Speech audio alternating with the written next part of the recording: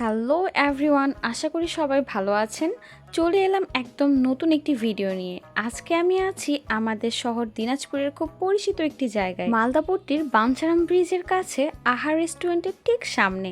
এখানকার একটা special street food বেশ কিছুদিন ধরেই আমার নজরে ছিল, তাই ভাবলাম আজকে ট্রাই করে দেখি।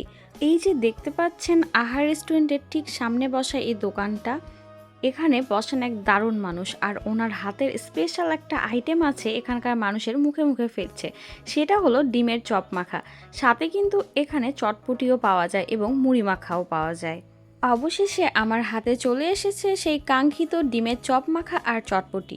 মশলার ঘ্রাণটা জাস্ট অসাধারণ বের হচ্ছে। সত্যি বলছি বন্ধুরা, মুখে দেওয়ার সাথে সাথে চপের মচমচে ভাব আর স্পেশাল মশলার টক ঝাল নোনতা স্বাদ পুরো জমে ক্ষীর। সাথে গরম গরম চটপটি, এটা খাওয়ার মজাটাই আলাদা। যারা ঝাল বা চটপটা স্ট্রিট ফুড পছন্দ করেন, এটা তাদের জন্য দারুণ লাগবে।